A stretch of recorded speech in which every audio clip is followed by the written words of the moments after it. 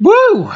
All right, here we go. Hi, everybody. My name is Sean Bouchard. This is Play by Play, the show where I play video games and talk about experience design. And I am excited about doing both of those things tonight. Let me turn the music on for this thing. Well, there we go. Tonight, I am going to play some Opus Magnum. I am in the middle of playing the new Hitman game, and played, a bit of it a couple of weeks ago, and that was really cool. I feel like there's quite a lot to talk about with regards to Hitman, and there's certainly like a lot to explore, but I feel like there's a lot of gateway to more substantial conversation, and honestly, I'm not 100% up for that tonight, because I accidentally didn't sleep last night. I thought, before I go to bed, just to wind down, I'm going to do one level of Opus Magnum, and then 3.5 hours later, I looked up for the first time and realized that I had not ever actually gone to bed, that's where I am. That's where I'm doing. So I thought that I would share this. There's a lot to talk about with Opus Magnum too, but it's and there's stuff to dig into, but it's a little bit simpler, I think, in terms of conversation. The game is I was gonna say complicated. It's actually not that complicated. It is. It's elegant as hell. It is a beautiful. It is a beautiful little object with a very nice gameplay core that, like a lot of Zachtronics games, Zachtronics is the development studio that made this. They've also made, it's essentially one guy, but they've also made TIS 100. Oh, Jesus Christ. Shenzhen IO. They did Space Chem, I'm pretty sure. I didn't play that one. But the other two I've played, and they're marvelous. They're beautiful little games that are that have like a really, really strong core and very nice progression. I find super, super engaging. They have been a little bit loose in their sort of what I would term packaging. So TIS 100 has like the vestiges of a narrative, and it implies a lot of really cool stuff about how storytelling could be done, but it doesn't really follow through in a satisfying way. Shenzhen IO, I have not played the whole game of, and it is much better packaged than TIS 100. It's sort of more complete, and it's got an internal fiction. It's also more visual, and sort of that makes it attractive in a lot of ways. But it's not quite as compelling as Opus Magnum, which is beautiful, like really, really marvelously done in the game itself, and we'll look at that and how it all works and how it plays, and then also in everything around it. It really sort of like commits to and fleshes out the narrative bits, but it doesn't like let that interfere with the game, and then it pluses up the experience in a bunch of really, really beautiful ways that we can explore a little bit. Anyway, it's very cool. This game, by the way, I'm going to warn you now, is not going to be sort of up the alley of everybody in this community. Like, this might not be a game that you rush out and go play, which is fine. Like, to each their own. I think there are some folks in the chat who really do enjoy this game, and if you have enjoyed other Zachtronics games, then I highly recommend it. But I am going to sort of try to show you sort of what's going on, and why I appreciate this game, and then I am probably gonna like bang against some puzzles for a while, and we can do a little bit of informal Q&A while that stuff is going on, and sort of talk about other elements of the game. Hopefully this will be interesting. Like, for some of you, this might be more intellectual than like visceral. This is definitely a game for a certain type of problem solving. Like, either your brain really engages with this kind of thing, or it doesn't, which is fine. Anyway, I am going to open up a brand new level. So this is the next level that of the game that I have not yet played. I'm pretty far into the game, I'm just going to say. So do not, if you are sort of potentially curious about this, don't be intimidated. It's got a very nice curve to it, I have found. This is sort of the first chapter. These are, you can see all of the levels that are in the game. Now I'm on chapter 5, and the sort of problems have gotten substantially harder. So, you know, last night when I thought I'm going to take an hour maybe and play a level, like that was actually a conservative estimate. Like, most of these levels take 10 or 15 minutes or half an hour. But last night I did Timing Crystal, and it took me a long time, and I didn't notice time go by. Yes, I see Taraka calling out voltaic coil. So I'm curious. We'll see what this thing is. All right, so this is how the narrative is presented in this game. It's presented through conversations that you click through, and mostly they are conversations that happen to the side of elements in the game. So, you know, this is the sort of menu screen for this level, and since I haven't started it yet, I'm going to create a new solution. In the sidebar, this sort of conversation happens. Just because I found this like sort of really interesting and a very nice sort of like what's the word that I'm looking for? Where it's not taking up too much space or too much attention. It's sort of a little bit in the background, but very accessible and certainly present.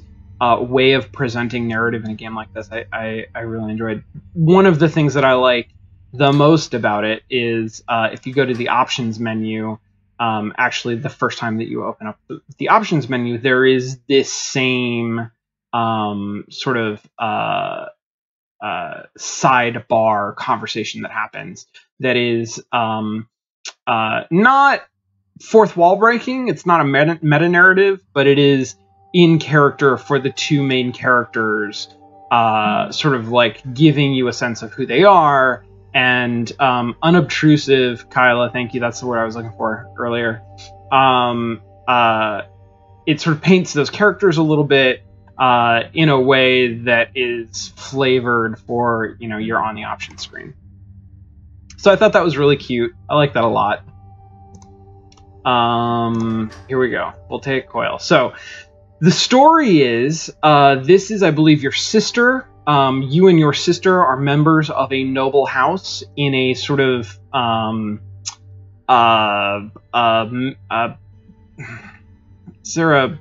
is there an accurate genre trapping? A sort of like, mystically steampunk,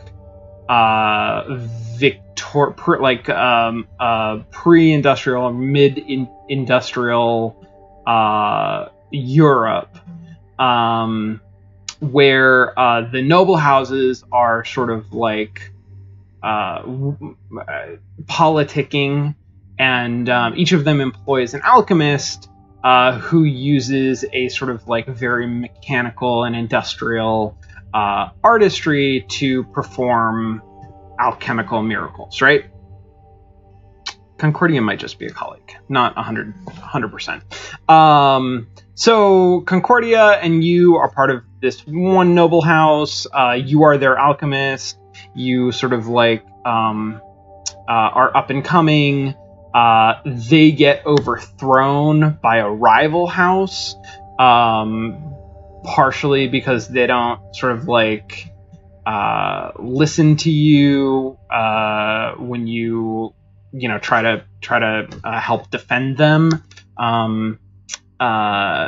and so you get sort of like ousted, and then you are setting up sort of machinations to get back at this other house, and it's a lot of like behind the scenes kinds of stuff. So you don't play through the battles or anything like that. You are helping to supply the plans, as I'm sure we'll see. So Concordia, I'd never thought about alchemy particularly dangerous before. Now I see why it was once so feared.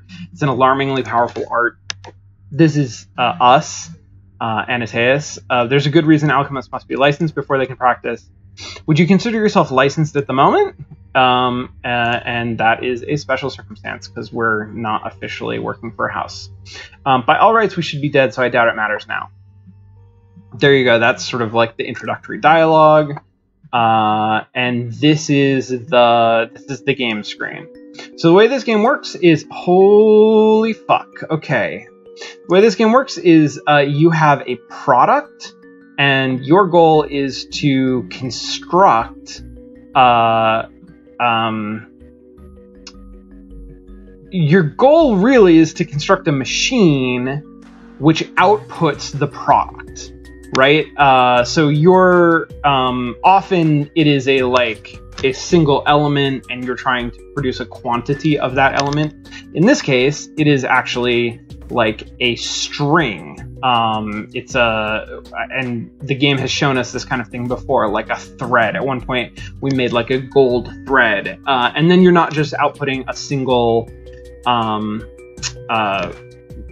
product. You need to sort of attach this sort of extrusion of products. So we're going to do that. You have a limited amount of reagents, a limited amount of sort of like raw material to work with, and then a lot of mechanisms and things. And we'll see how the mechanisms work in a second. And these glyphs are sort of another type of mechanism.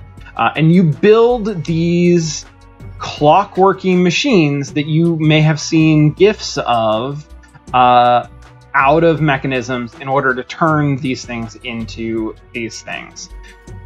So we're going to take a shot at it. We're going to see what we can do. I know from having played some of the game, some of the things that I can do with this stuff, and how that relates to this voltaic coil that I'm trying to generate.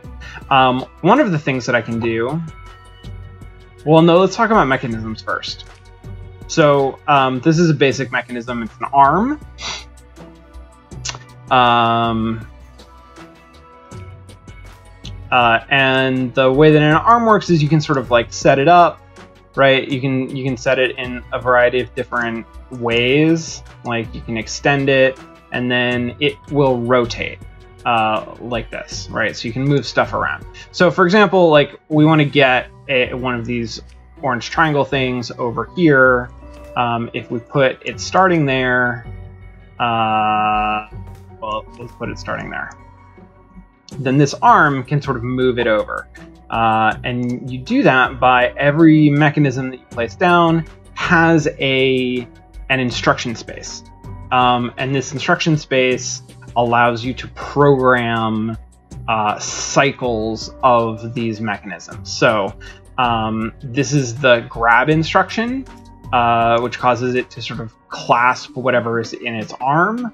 And then this is the rotate instruction, which will rotate it clockwise.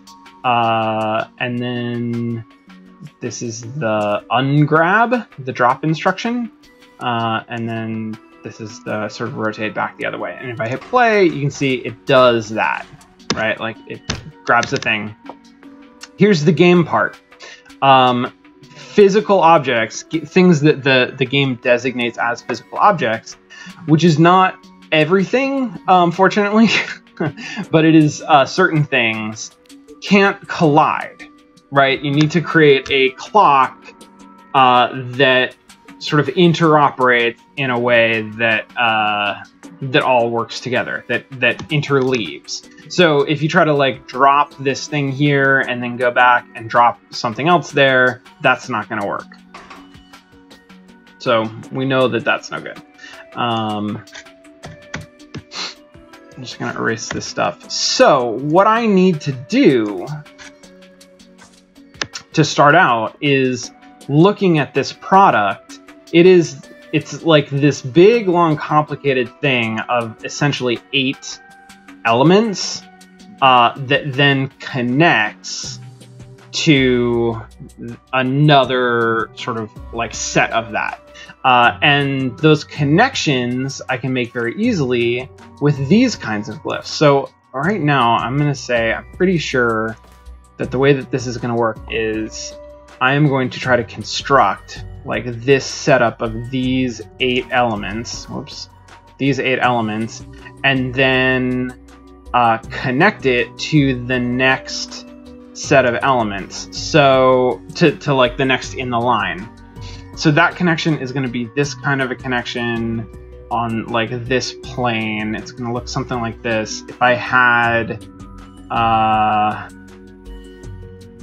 does this work? If I have if I have 8 elements here, so I'm going to do this. I'm going to imagine this as like, this is just a marker. It does nothing.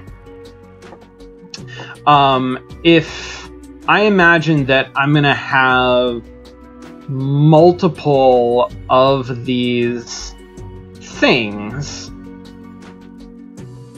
which I think makes sense. Yeah, that's how I'm going to do it. So I'm going to have, this is where I sort of need to eventually put them, is shuffling down that coil. I'm going to have one that sits at the front of it in sort of this space. And then I'm going to construct another one right here in front of that and connect them together and then push them down, right? So where they are going to connect is going to be like this, right? So I'm going to delete that, and I'm going to put this here. This is going to be the connector that I'm going to build to something that's already here, and then I'm going to push it down the line. So far so good. And this middle bit seems like really easy. It's just this thing a whole bunch. So let's create like a little farm of this guy, and I'm going to want to put it in these 4 things. Which what seems like the best way to do that? Well, so I'm not going to worry too much about like cost or optimization for this right now. We're just going to like try to make a machine. So to do that, I think I'm going to use tracks. Tracks seem like really... Tracks are very nice. They allow you to move things around really pretty easily. And if I make a track that sort of goes like right around where I want this to go, I could probably put a lot of stuff on it, I would think. So I'm going to outline sort of this. These are the 8 squares that I want to use. Right? Is that right? That's not right. No. Right, sorry, I got confused. It goes like that, right? Yeah, it's like this kind of little bend, right? So these are the 8 squares that I want, including this one. So I have a track that goes like this, And then, I don't know, let's just like bring it down here.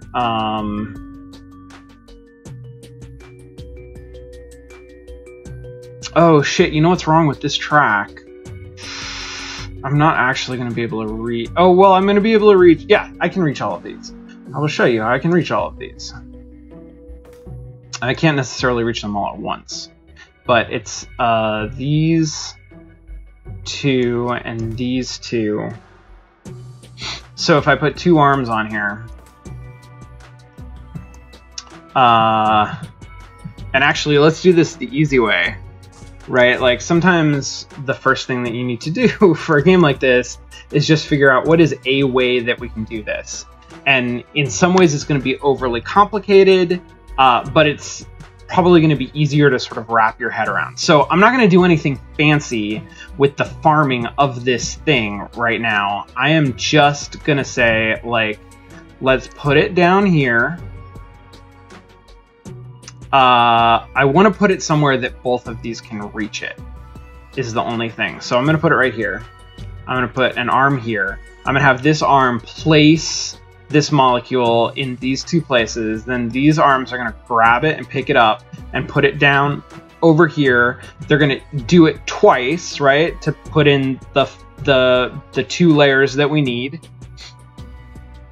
And then that'll be this middle bit, right? Like that, then that middle bit will be done. So let's do that first. Oh shit, I forgot about these connectors.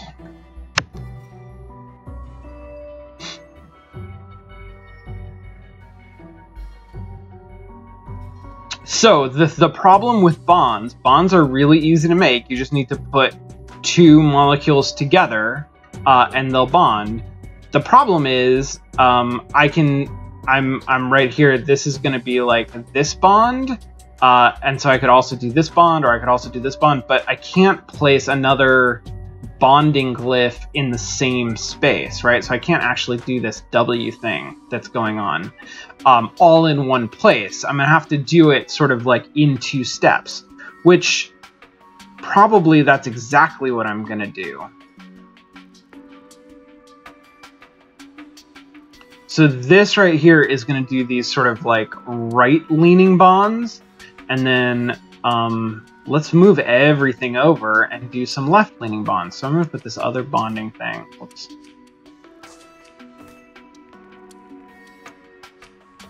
I'll put those there.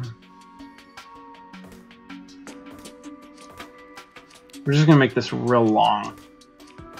So here is the station where things are going to go. And before that, they're going to go to this station. I'm actually going to delete this. I'm going to make this a little bit cleaner, I think.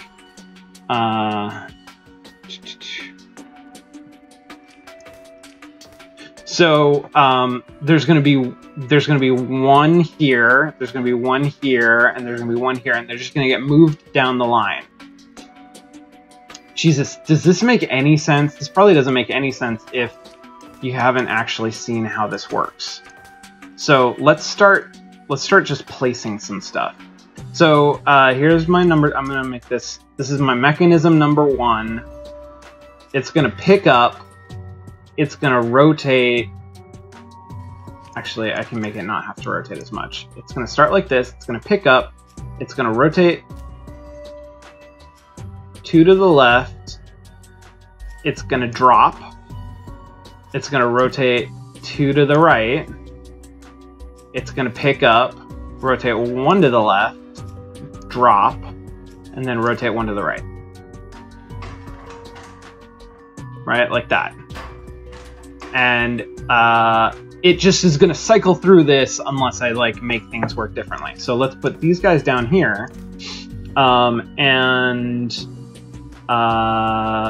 see, I already regret this. It's going to go 1 to the right, put down, go 1 to the left, pick up, go 1 to the left, 1 to the right, 2 to the left, put down, 2 to the right, like that. It's just going to do them in the other order. Oh no, I can't do that. All right, see, This is go back to what it was. We're gonna do this. So it's gonna do those two, and then I can pick them up with these guys. So this guy, my number 2 mechanism, can't pick up until it's been dropped, which is here. So it can pick up there. They can actually both pick up at that point. And then this guy is going to move along this track in the negative direction. So move negative. They can both move negative at the same time. And he wants to go 1, 2, 3, 4, 5. 5 things. So let's just have them both do that. 2, 3, 4, 5.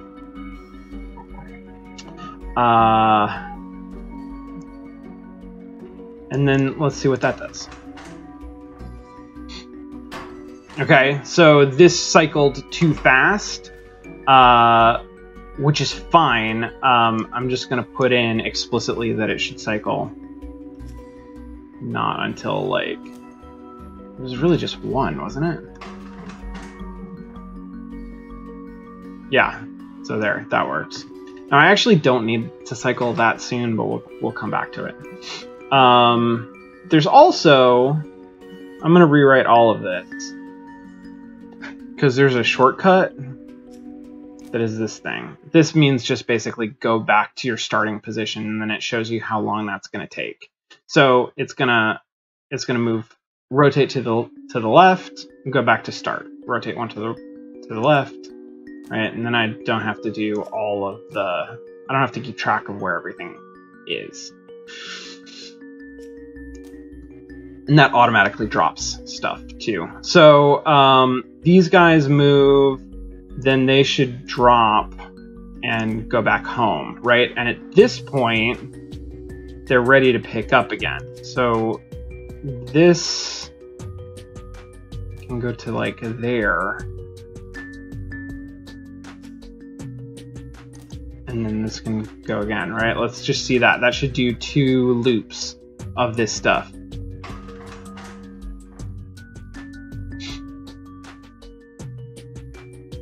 Right? Cool? Alright. So now this second one breaks because it runs into the stuff that we had earlier. I'm putting these up too high, aren't I? There only needs to be 5 of these.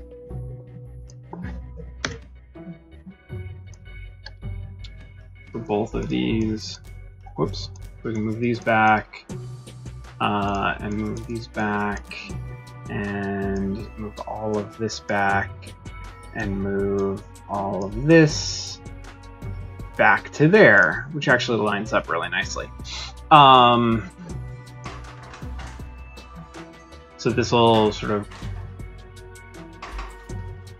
Oh, I didn't put in enough... I didn't put in enough weight, I guess?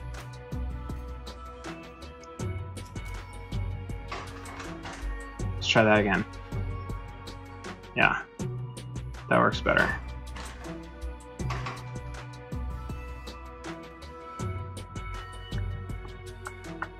Okay, and then it's trying to repeat again. We'll make it not repeat again quite so fast. So what I need to do here is I'm going to put in the middle this thing, which causes them to expand. And how's that work? So they're going to do that. And come up here, and then go again, and go like that, right? Like, that was beautiful. That was perfect. Until it breaks. It's perfect until it breaks.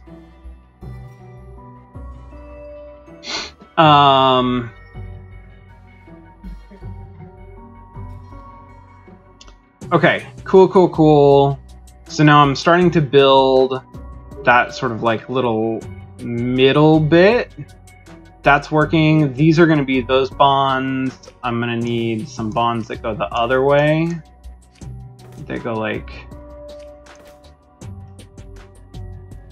this right here. So you'll see now what these are going to do is I'm going to put those there. It creates this little bond. And one of the things that's cool is that now I can move these as like a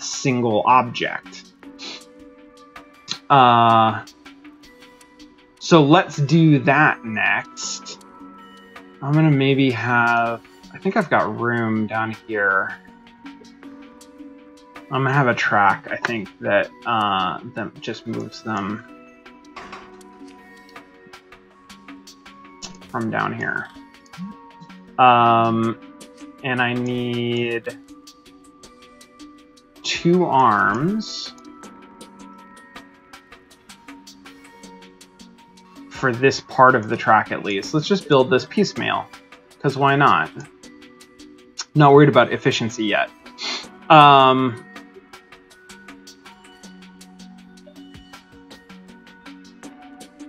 So, whoops, I shortened that too much. So I'm gonna have these arms pick up the molecules here and take them one over to here. And then I think that's all that they need to do, and then immediately take them one step further, no, 2 steps further over to here.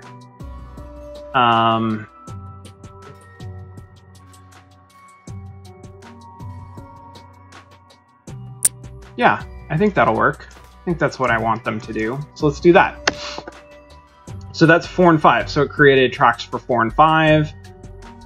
4 and 5 right now, I want them to wait until all of this is done, and then they're both gonna pick this up here, pick up their respective things, and move to the plus side 2 spaces. And then just keep going, I think. Move two more spaces. Actually, only 5 needs to. This one can just stop and release, and then this one can keep going at that point. And then I'm gonna do that. Let's see what that does. So we build our thing, creates a bond, it goes up, creates another bond. Oh shit, that didn't create... Wait, did that do what it was supposed to do?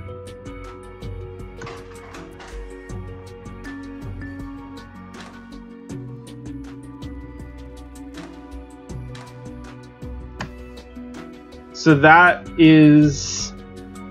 exactly what I want, right? Yeah, that looks exactly right, which means that one of these is unnecessary. I think it's this one.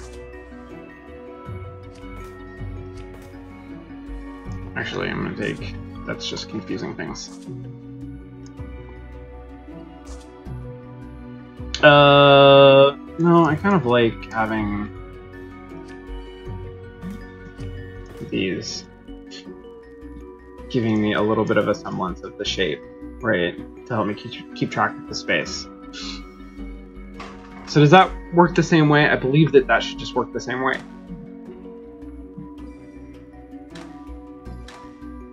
Yeah, sweet. That looked good. All right, so it's gonna keep making those things. Oh, I need another one. Oh shit, I forgot what this one was for. Sorry, this is me losing track. So this hasn't come into play yet, but it will. Okay. Now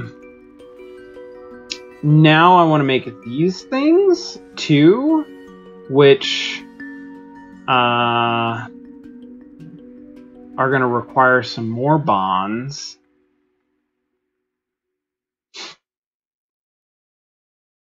I don't have room to put all of those bonds. Oh, but I do, because if this just...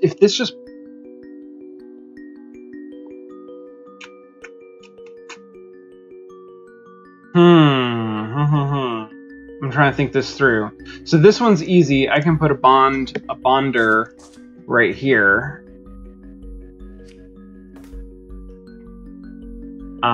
And that'll do this if I've got an omega here.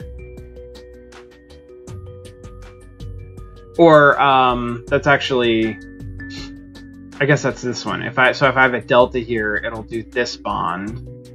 But I can't put a bond here, and I can't put a bond here. Oh, but I can put a bond here. Which means that I need to put...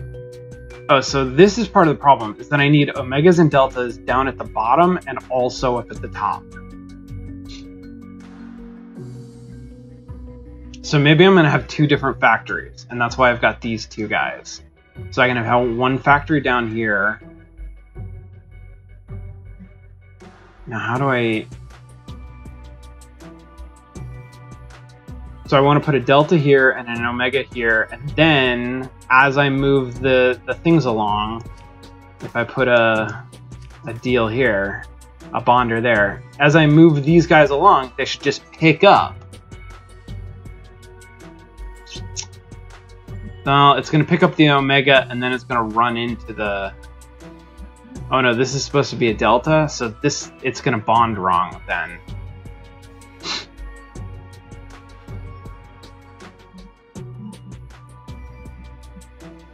I think I'm actually going to need... You know what? I'm just going to carry all of this stuff along. That seems like the best way to do it. Which is like... I mean, it's definitely not the best way to do it, but it's like the most complicated way to do it. But I kind of feel good about it. So let's try that. So I'm going to take... I'm going to essentially replicate this with two more arms, and we're going to, these are going to do this delta and omega down here, and then I'm going to do something very similar with another track up here.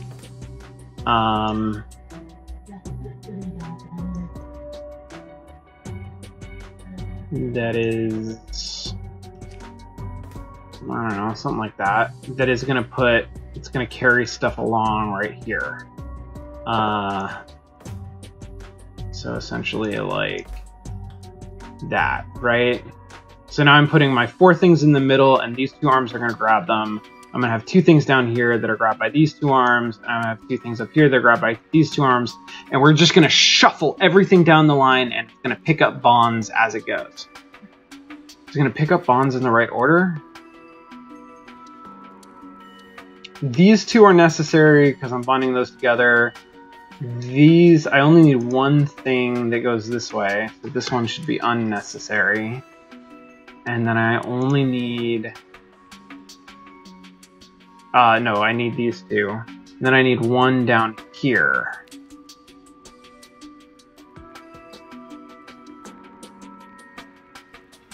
I need one down here that goes this way, so like these two.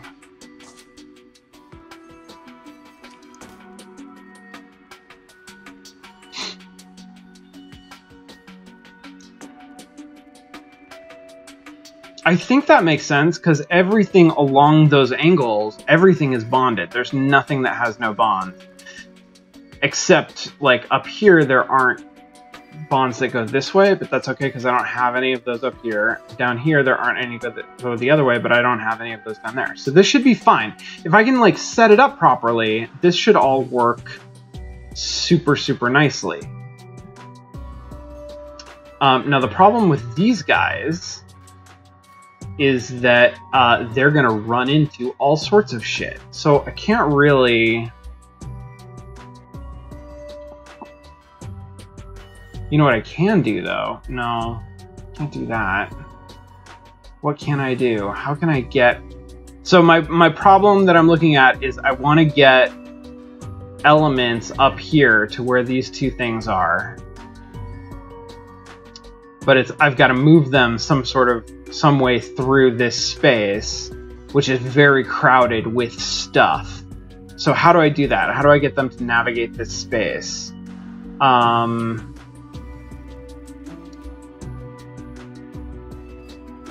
Well, let's just do the most obvious thing. I'm going to use these stretchy arms. Because there's enough of a gap here that stretchy arms can go through.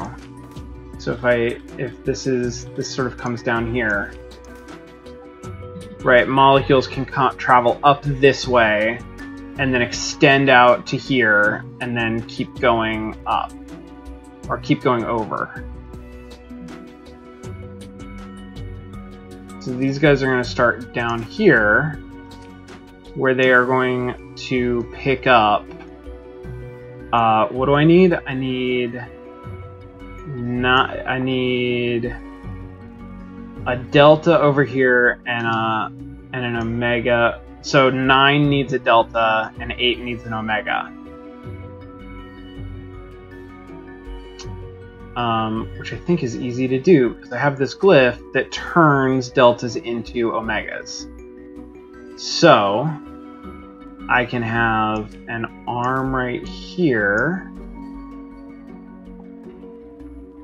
and this right here, right? And 10 can put a delta down over here. Wait, what did I say? Which one needs which? 9 needs a delta. Okay, so I can actually put it right there. So 9 can just pick this up, and then 10 can move it over here. 8 can pick it up. It will turn into an omega and then come up, right? I think this makes sense. So let's look at 9 and 10. Now, and 9 and 10 all operate independently of everything else. So that's also nice. So they can just start picking things up.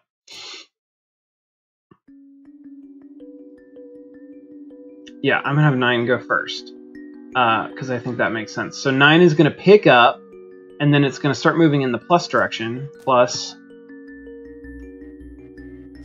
plus. Am I on the wrong mic?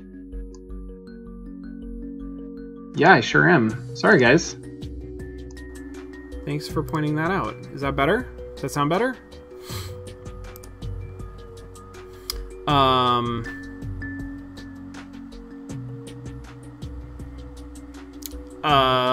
Jesse is in the next room editing Champions of the Earth. So that is what outside sound is. Hopefully this helps it. Yeah, there we go. Sorry about that. Okay, so 9, pick up this, go 1, 2, stretch out by 2, and then go 1 more. 1, 2, stretch, stretch, and then go 1 more. And don't drop. Never drop. 10, as soon as this has moved, can pick up and rotate clockwise and then go back. And 8, as soon as this has moved, as soon as this drops, which is there, can pick up and then do the same thing that this one did. Except it's actually going to move 3 before it expands. And then it doesn't need to move this one, I don't think. So let's see what that does. Oh no, these two collided. Oh shit! Okay, okay.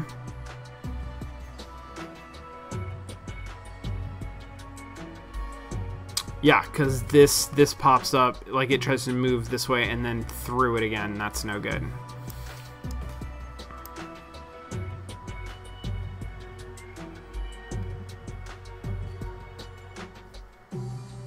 Okay, there are a couple ways to solve this. They're all really bad. What do I do? What do I do to make this better? The problem is 9 needs to be pure when 9 gets it. And then it needs to go over this thing when 8 gets it. And I want them facing this way.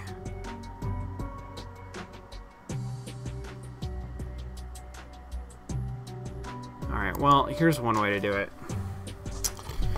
This is super inelegant.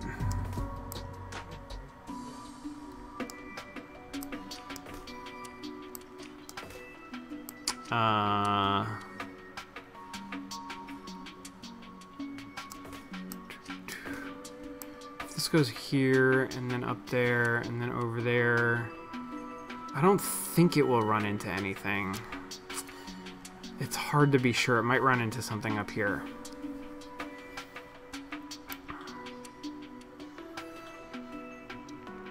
think it'll be okay. Let's try that. All right, so 10 is going to do something different. It's going to grab. It's going to push out. It's going to rotate to the right. And then it's going to go back home. And 9 has to wait until it does that to go. And then as soon as it goes back home, it can grab and just rotate 1 to the right and go back home. And this has got to wait until that's done. So how about that?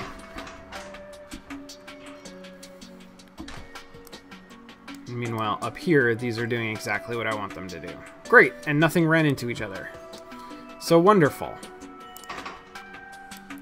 And now I want to do essentially the same thing up at the top. So these are salt and delta. So I probably want this like this, right? And down here I had salt and then delta and an arm.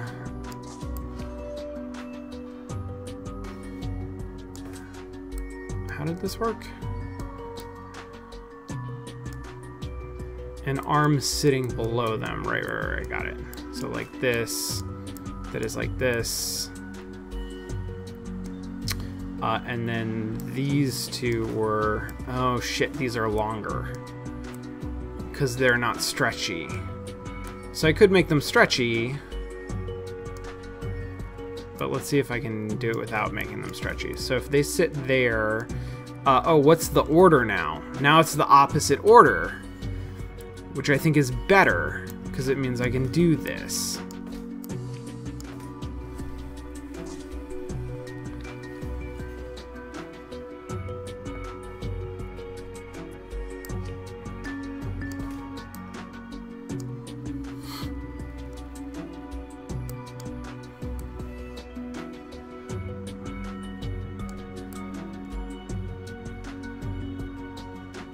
I think this makes sense. And then these are going to come down like that. Okay. Very cool. So let's try this. So 11, I'm going to start with 11. Oh god, these are 6, 7, so I'm going to move it up here. So now it's 6, 7, and 8. I'm going to start with 8. 8 is going to grab a thing and then move it to the right. Oh shit, I did this again.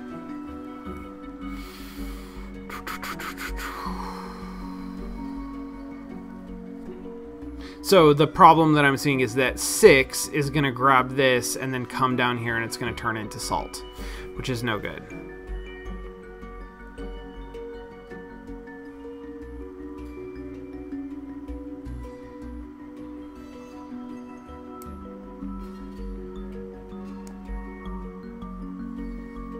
I wonder if the best way to do this is actually like to do something up here and then have them swing down. Well, that would definitely swing through the salt if the salt is right here. So that's no good.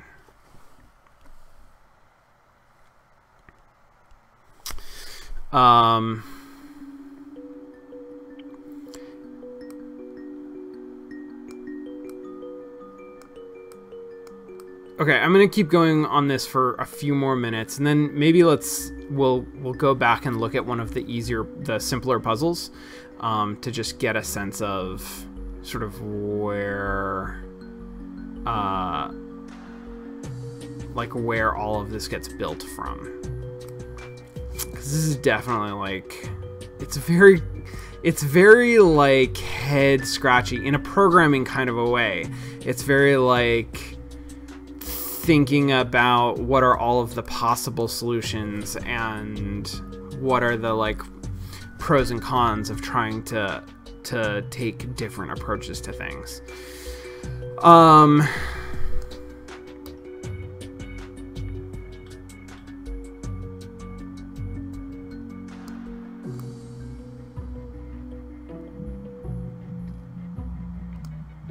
Where does this go? This comes down to here, but everything passes through there, so that's no good. I'm trying to figure out where I can put this salt, where 7 will hit it and 6 won't. And I guess let's just do the same thing that we did last time.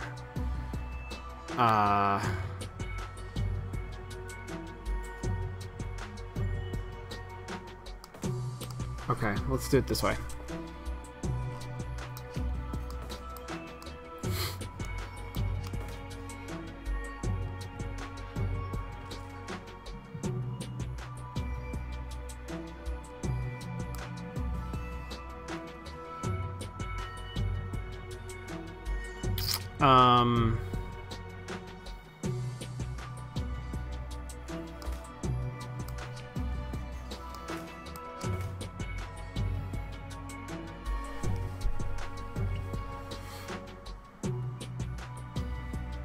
Maybe do it this way?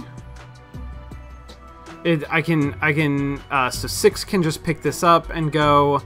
11 can take it and put it through the salt and come out here and then go over there, and 7 can grab it. That seems like really complicated. I can't believe there's not a better way to do this.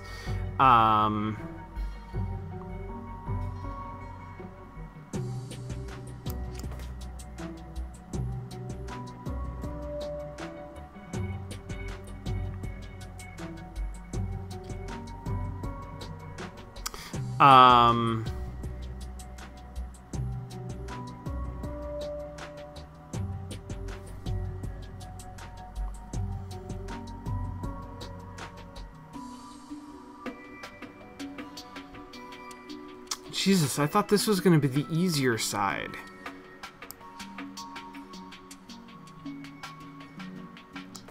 What is happening here? No, alright, I'm gonna do it just like this. We're gonna do it just like I just said, because I know that that's solution. I mean, like, that makes sense to me. Alright, so I got 6, 7, and 8. I'm gonna start with 8, because it's gonna give it to 7, right? So 8 is gonna pick it up, turn it, extend, turn back, and then go home. 7 can pick it up right there. And then 6 has to wait for it to pick up. Yeah. Taraka, if you want to advertise the Zachtronics Discord, absolutely. What's the... you should be able to just post a link, I think.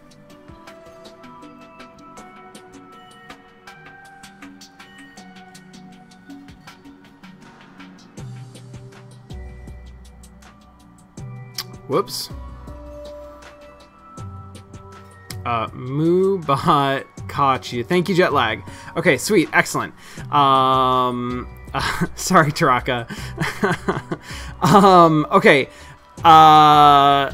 Let's do this. Let's keep going.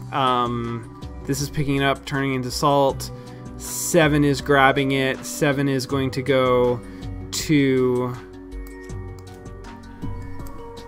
and then that's where it should be, right here. And then 6, meanwhile, can grab it, I think, here, and but can't actually move until after 7 moves. So can also move 2.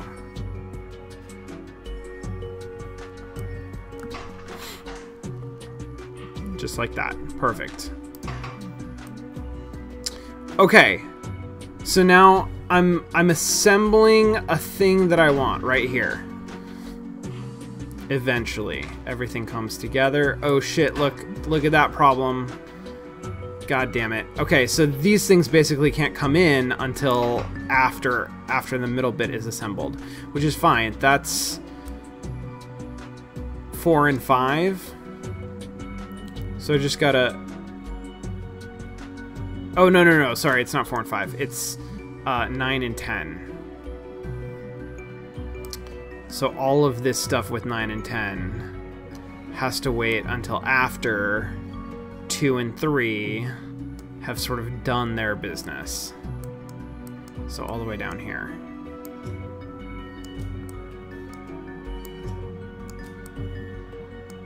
Like there, I think. Let's see how that works. So these things are coming. Oh no, what happened? 9 and 10. Oh, 11 too. 11. Oh no. Oh no, that was, I did 10 and 11. 9 also has to wait.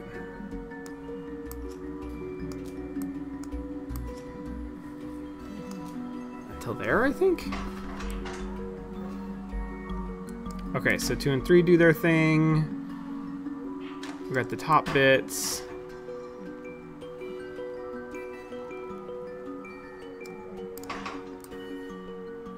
I think that's gonna be okay. I think that's one thinking that it can start over again. Let me try that. So one of the things that's a little bit tricky is that this game is built for creating cycles, and so it tries to optimize the cycles. Okay, so 4 and 5 moved this stuff, and this is all moving, but like it is working. It is getting everything to where it needs to go. I just need to slow it all down. So 4 and 5 don't move until like here.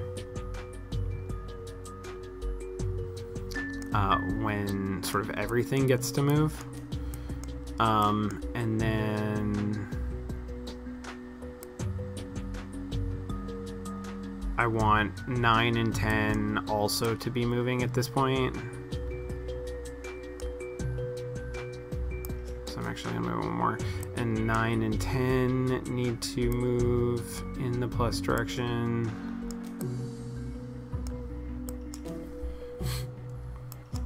By 2.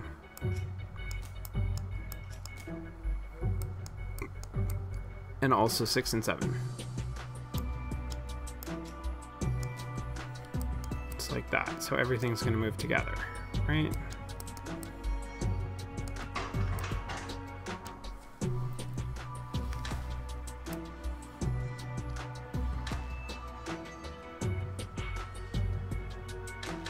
And then it all moves together, and then these things are doing, like, again, we're getting sort of to the end of the program and everything breaks there, but that's fine. It's making all of the bonds that we want, I think. This sort of like diagonal all the way down, and then a link between these two, and then eventually it'll make links between these things. So this is all, it's all working. So that's great. So I just need to make sure that all of the arms move in sync. 4, 5, 6, 7, 9, and 10.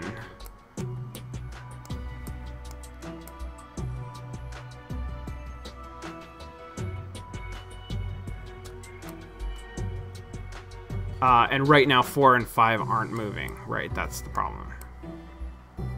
Oh, no, they move down here. 4, 5, 6, 7, right. So then when they move, these move, this all needs to move. They all need to move together.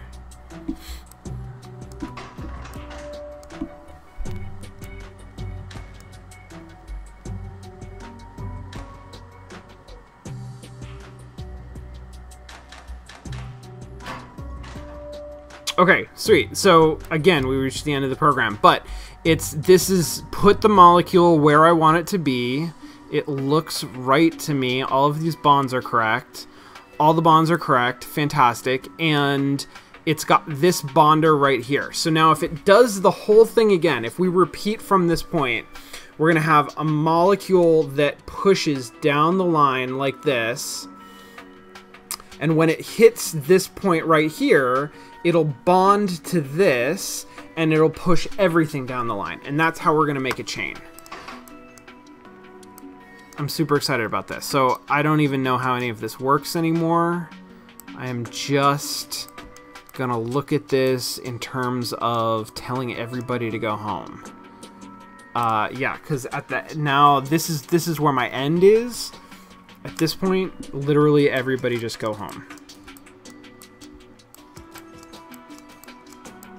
I don't care who you are. I don't care what you're doing.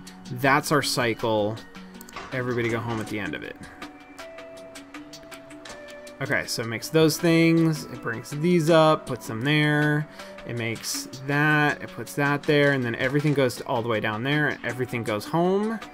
And it does it again. And it's going to make another thing. Now, part of the polish of this, see, and then it connects it and pushes it down.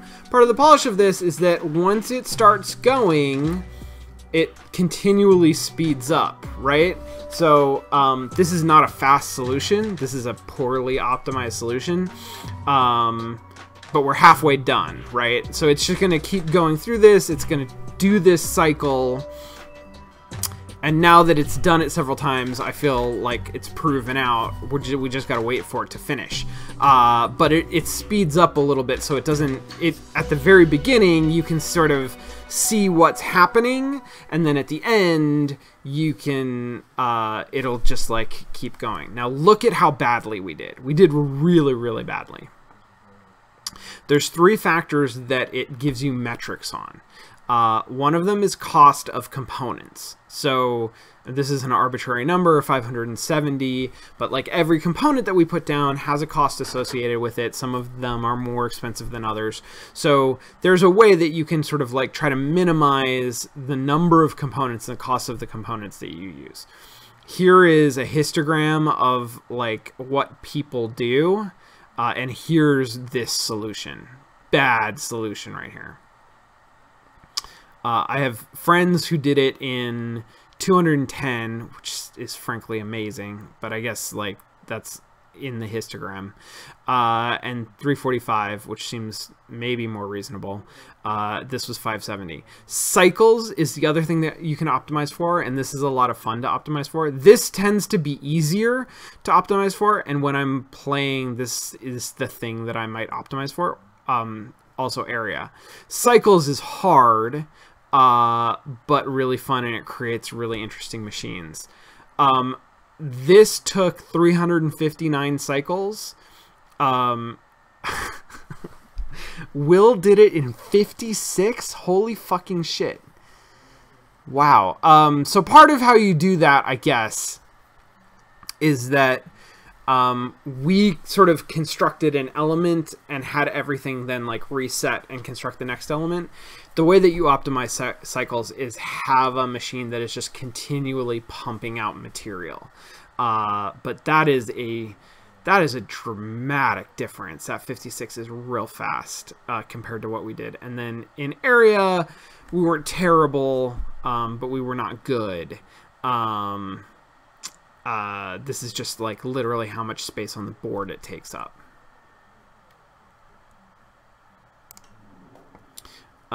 So we finish that, and we get a little bit more dialogue. Imagine though ordinary people could use alchemical engineering in the service of their own well-being.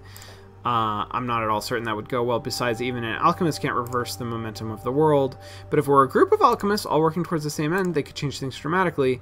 Perhaps, but I very much doubt you could get 2 alchemists to agree on anything, let alone many of them. So there's not... These conversations are really interesting because there's not like a lot of drama or thrust to them, but they're very colorful, and they sort of like none of them is really necessary to playing the game or understanding what's going on, but together they sort of paint this background picture of the world in which you are solving these problems, which is really interesting.